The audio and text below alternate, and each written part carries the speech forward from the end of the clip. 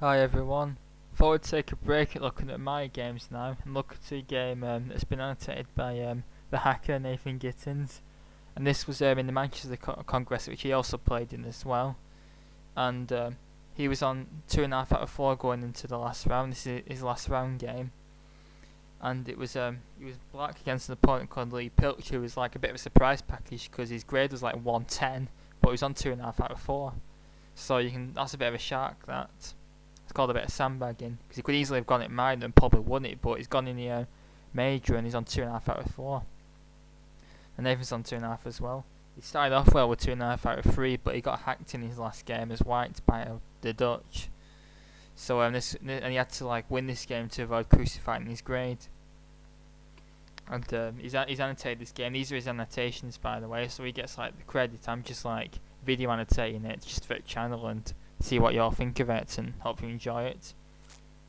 So anyway, he was black in this game. His opponent Lee Pilch opens with d4. Nathan's 155 ECF, by the way. Knight f6, c4, and now c5. And after d5, b5. And I'm going to use his analysis, but there might be a couple of points where I might engine check stuff, just to check. But it's all sound, this analysis. He's worked hard on it. So c takes b5, a6, and with the Benko you can decline it or accept it.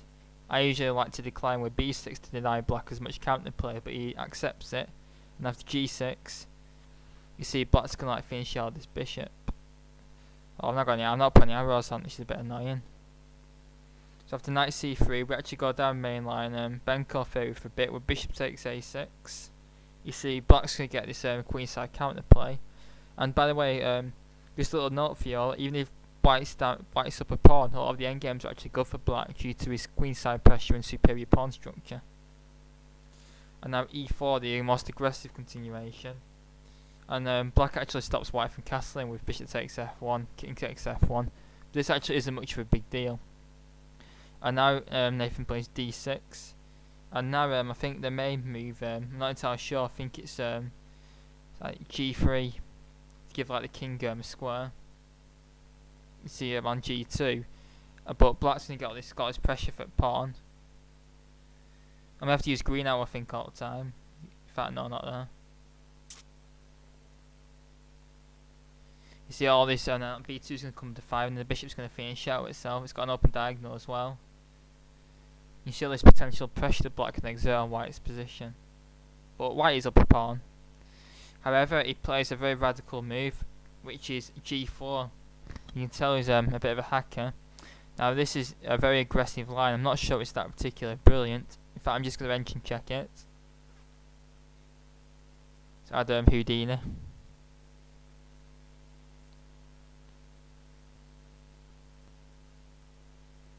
It's given us a very small, very equal, maybe very small advantage to white. So engine off. I hate engine checking stuff.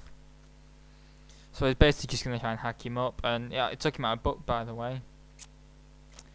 And now he plays queen b6, which he thinks is slightly premature. He says that he should decide the fate of his queen at a different time. Fate seems a bit radical. And that maybe knight bd7 is position, or bishop g7 like more flexible. He also adds that following the rule that you should always first put your pieces on the squares you know, and they know they want to go. Decide on the pieces you're unsure about until later, when it will be much clearer when it is the correct move. Now he says here that he's thinking of queen c8. He says that it's an interesting try, but he was a bit worried of putting his queen on the square because his queen won't usually go to the square on the Benko. You see, this when white plays g4, the position's coming like more atypical. And I noticed in a lot of our blitz games he puts his queen on a8, but that's in the b6 line. But c8, the queen doesn't usually go to c8, but he's threatening g4 immediately. And he goes on to mention a game Fiorentini versus Hodgson in 1991. It continued g5, knight h5, queen f3, knight d7, and now h4, h6, king g2, takes, knight e5, queen e2, now c4. See, this is the dream square for a black knight in the Benko. So after knight h3, knight d3, black is clearly better despite the pawn deficit because the Holland d3 is more than compensating for it, and this knight is very strong.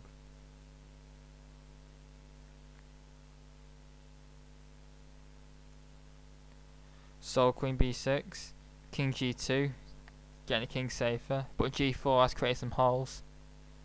Like you can see, a knight lands on h4 at some point. It was strong. Bishop g7, g5, and now knight fd7. And he also mentions knight h5 in this position, trying to target the f4 square, but he's worried his knight could get locked out of the game. But there's also bishop e5 to target the square, and the white pawn can never actually get to it, so I think this would be quite good and probably better for black.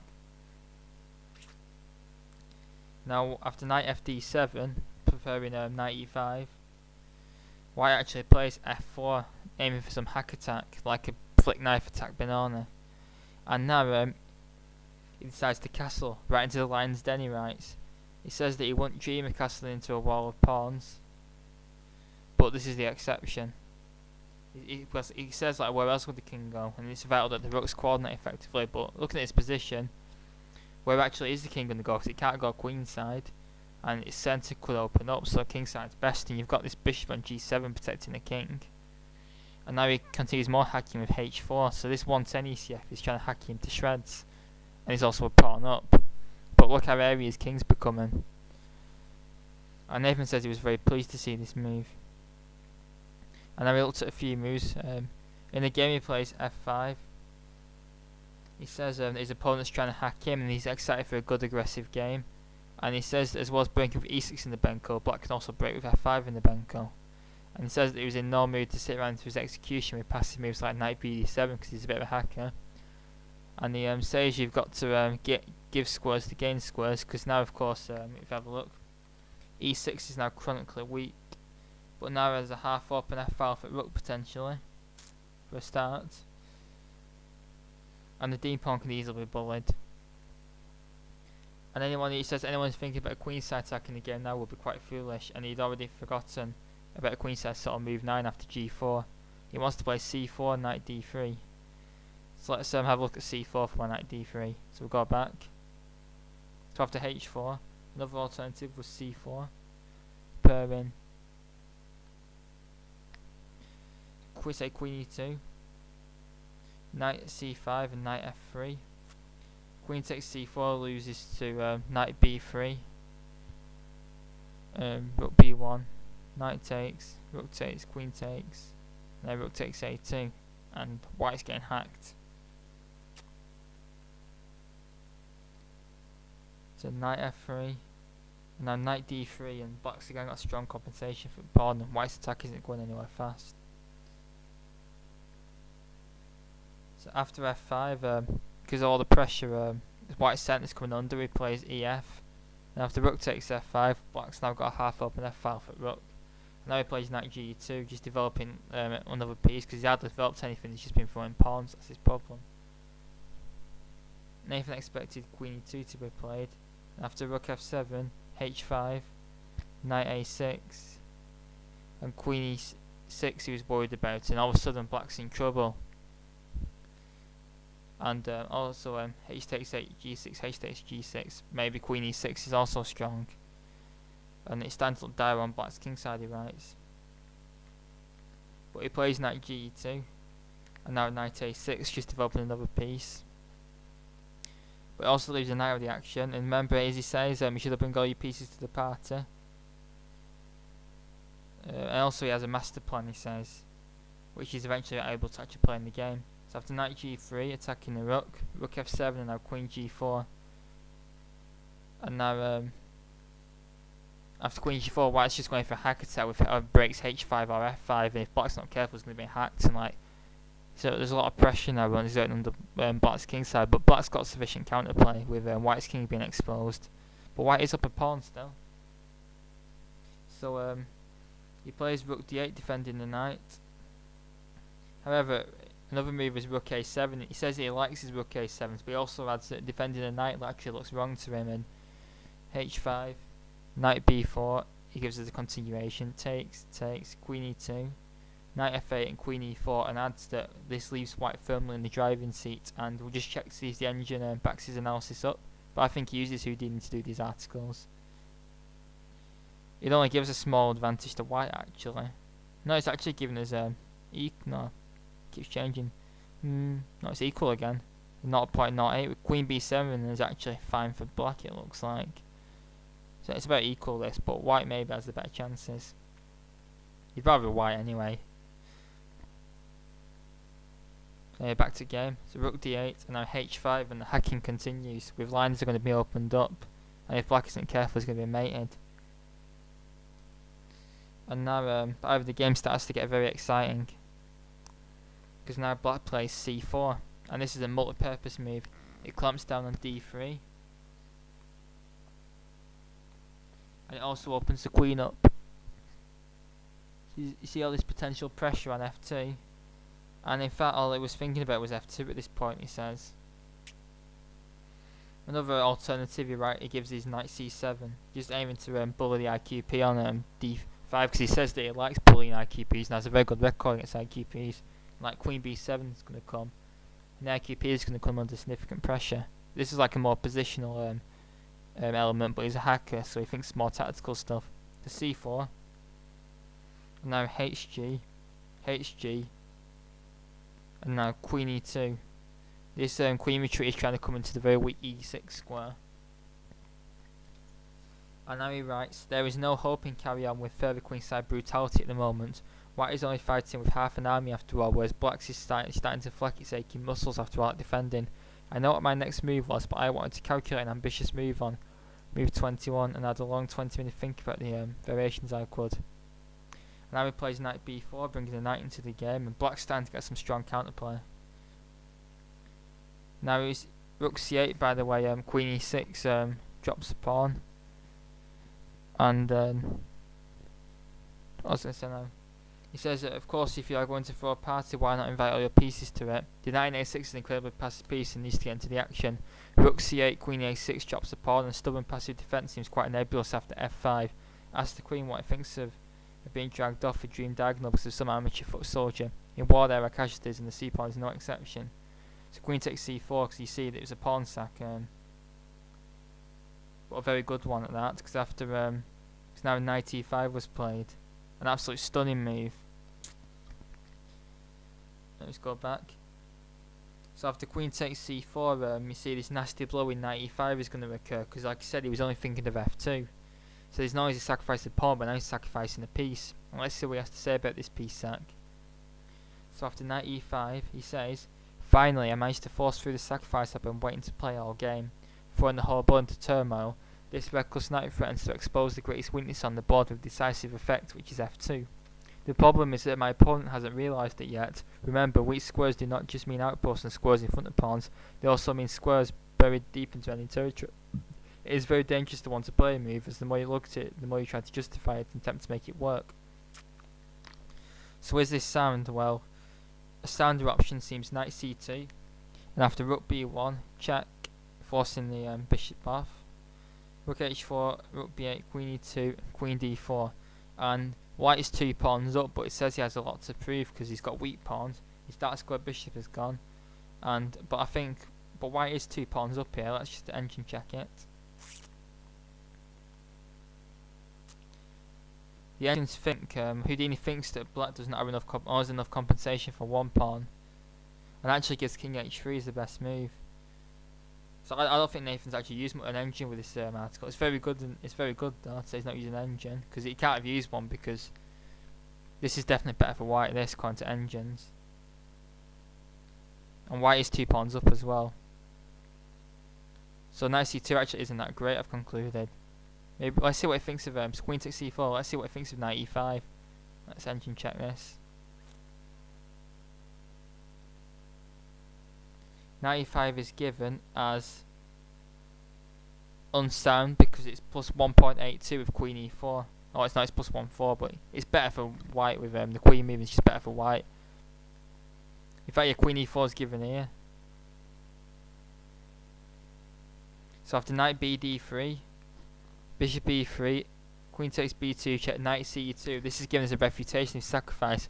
So the sacrifice he was trying to justify all game was actually completely unsound. So he could have lost against the 110 because in this position, like I said, white's the one laughing. This is decisive advantage to white. This black's got nothing here, and white's going to get his own hack attack soon. And there's even, in fact, there's even threat of taking the knight and queen takes g6 and all sorts of nasties, and black's lost here.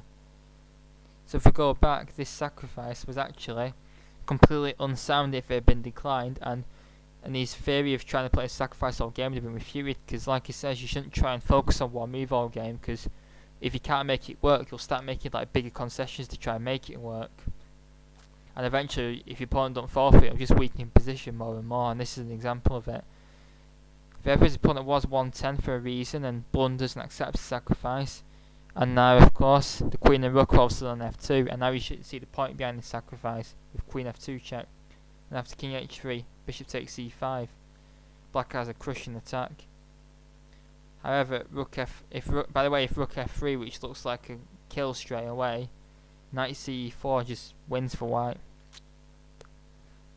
So he has to play bishop takes c5, and black's got a knight and a pawn behind, and his knight and b4 is hanging, but of course it can't be taken because it mate on g3. But white is just black's just got a crushing attack. So he plays knight ce4 trying to cover up, and now after queen f3, and now he had a look at the board, and he decided to panic because he's worried that rook h7 check doesn't quite work due to king g after king g. So king h2, rook h7 check doesn't quite cut the mustard actually.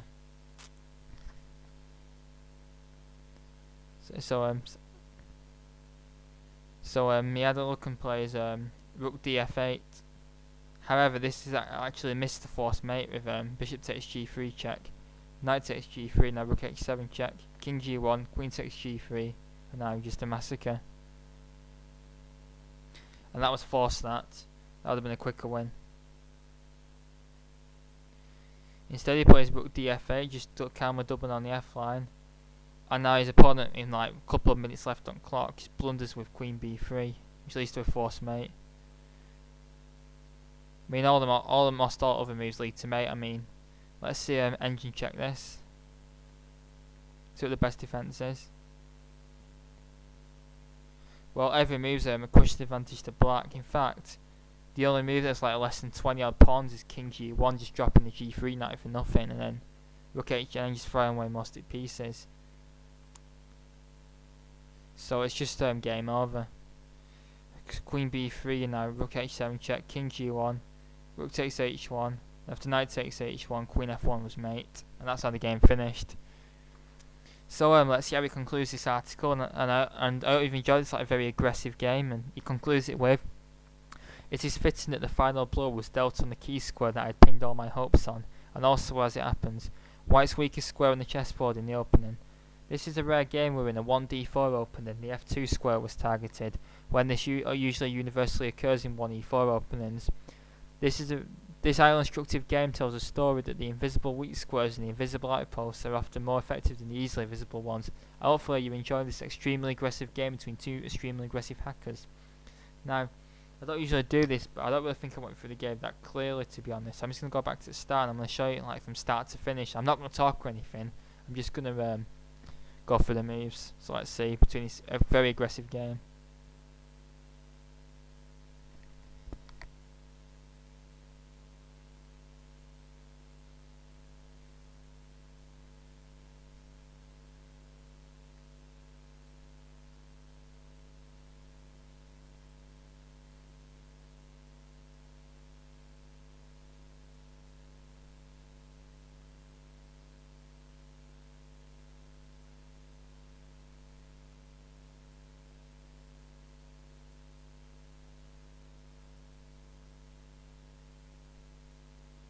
And now here comes the blow.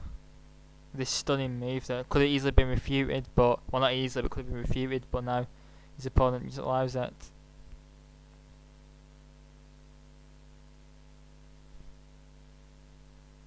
And we see the beautiful finish. We've got a nice little finish with the queen checkmate and f1. I hope you enjoyed this analysis and a very aggressive game. And please visit the Chess Cube Cafe. Remember to. and like the video and subscribe to us on YouTube, get us more subscribers, and put this amazing channel on the map. But for now, I hope you enjoyed this game. Please leave any comments and thoughts. Thanks very much.